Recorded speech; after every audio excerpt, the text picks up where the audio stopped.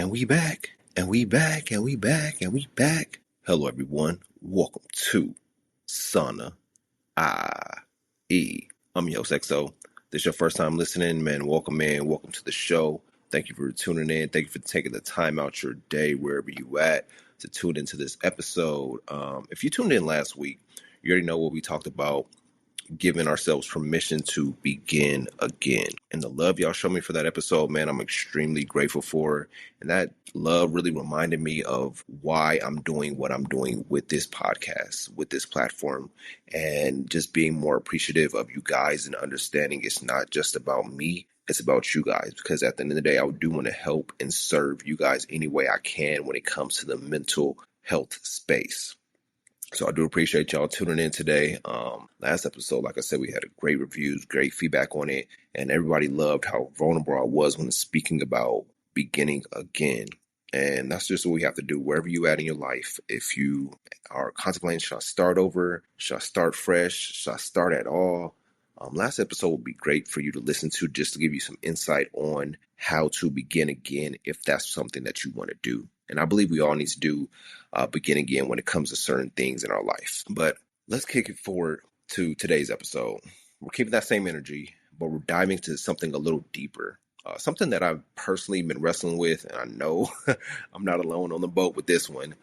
And what we're going to talk about today is why discipline feels so heavy sometimes and how to make it lighter. I know you feel this too, or you've been going through this, where the weight of trying to stay locked in, trying to stay consistent, trying to be disciplined when life, we all know, throws curveballs left and right, and we ain't no batters like that.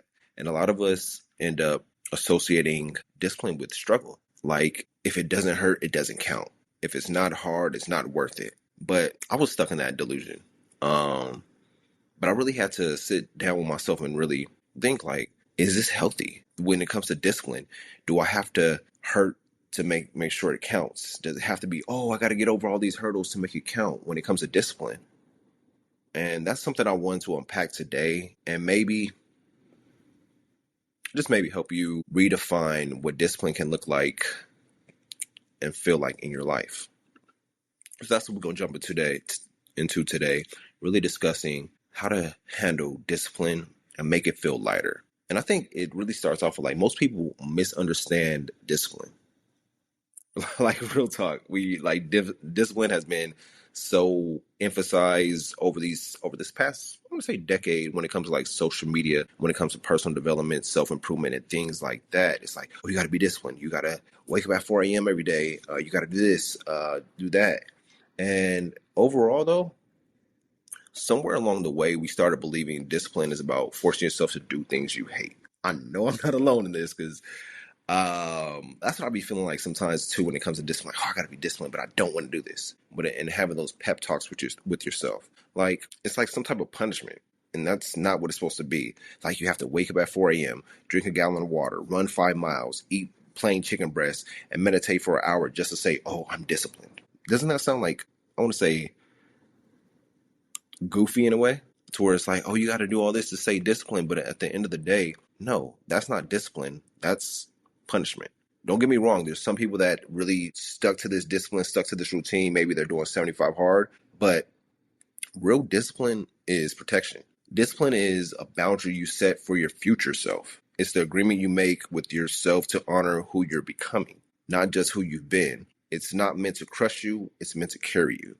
And that's what I had to learn too, because I was like, I had to sit down, like, okay, let me see and define what discipline is, because we all hear what it's supposed to be, what it's supposed to look like when anything that we're chasing in life, whatever type of success we're chasing, we see that, when it comes to discipline, I got to be locked in 24 hours a day, 24 hours a day, 365 days a year. And honestly, it's not like that. Like I said, discipline is setting a boundary for your future self, who you're trying to become. What does your future self do versus what does your present self do? What habits does your future self have, and what habits does your present self have? And whatever you want to change, like, okay, I got to get rid of these bad habits because my future self does this. Like, hypothetically, your future self, let's say, wakes up at 5 a.m. and goes straight to the gym. Your present self wakes up at 7 a.m. and goes straight to work. So you're trying to change the two, like, okay, I got to start working towards what my future self is doing and becoming that person instead of letting who I am now define who I am becoming. Because every year we all got birthdays. We all grow up, we get older. And every year we're supposed to shed old habits and develop new habits and become new people. But sometimes people don't grow in life, whether that's mentally grow, but they physically grow. So it's understanding that and defining and seeing, where do you want to go with your life? What does your next 5 years look like? But let's be real. Sometimes it still feels heavy when it comes to discipline. I bet you like, and let me just break that down. Number one, because you're carrying other people's expectations. I'll say that again for the people in the back so that resonates with you. Because you're chasing other people's expectations. A lot of us are out here chasing someone else's version of discipline, copying what we see online, trying to match somebody else's morning routine. And when it doesn't fit your life, your energy, or your priorities, it drains you. It's like wearing shoes that look good but don't fit. You get me? You can flex for a minute, but you won't get far. So it's understanding that, like, the discipline that you have right now, is it that did the discipline develop within you, or is it something that you've seen on social media? You see it online. Is it your mentor's routine? Is it somebody that you role models routine? When it comes to that discipline, because we have to understand, it's like, does this fit my routine? Does this discipline fit me? And maybe it doesn't. Maybe you're not the type like, okay, I can't wake up at 4 a.m. because I'm hypothetically studying all night or working on something else. So my usual wake up time is 4 or 6 a.m. And it's understanding that, that, okay, if this is my wake up time, then I have to really just restructure my morning routine to get to that place. So that's what it's like, really understanding. And number two is like, we make it heavier by chasing perfection instead of consistency. You don't have to be perfect. You just have to keep showing up. And the truth is, the people you admire, the ones who look disciplined, they're not perfect either. They've just mastered the art of getting back up without overthinking it. And that's something I had to do, because I'm like, I was chasing perfection. Like me, I'm a perfectionist, but I've learned, like, everything won't be perfect. If you know, nothing will be perfect in life. Even if you plan it out to a T, it won't be perfect. So instead of chasing that perfection, I'm like, let me focus on becoming a consistent person in this area of my life. When it comes to my fitness, let me be consistent when it comes to my fitness. When it comes to finances, let me be consistent with this. When it comes to budgeting and things like that, starting to interchange the words. Instead of, oh, I need to be disciplined, how about we just be consistent on what we're trying to accomplish without overthinking it? And number three is, we tie our worth to our productivity. And that is so true. You feel like if you're not being productive, you're not doing something, being somebody in this world, that you feel worthless. And trust me, I've been through it, to where I've had on a whole hiatus, like this year, 2020, what would it be, 2025? I'll say the first quarter of the year, I was fluctuating with my productivity. And that fluctuation made me feel like my worth was diminishing, because I wasn't being consistent with the podcast or working on building my business, things like that, that it lowered my internal self-worth, if that makes sense. But it's understanding too, that sometimes, like with that last episode, you have to take a break. You have to take a break, refocus, re-strategize, and maybe move in a different direction. The breaks are necessary. We all went to middle school, high school, and things like that. Imagine being in first period all day long with no breaks. You would go crazy. So tying it to that and understanding, like, we have to take breaks in life. And knowing, like, it's not about the productivity. It's just like me being consistent. Have more positive days than negative days. And I've been guilty of that, trying to always like, oh, I gotta be productive. And no, I've learned over this span of time that no, I don't have to check every box. If I miss a workout, if I don't make every call, it messes with my mood. And that's low-key a trap. You're not your to-do list. You're not your habits. You're a whole person navigating a tough world.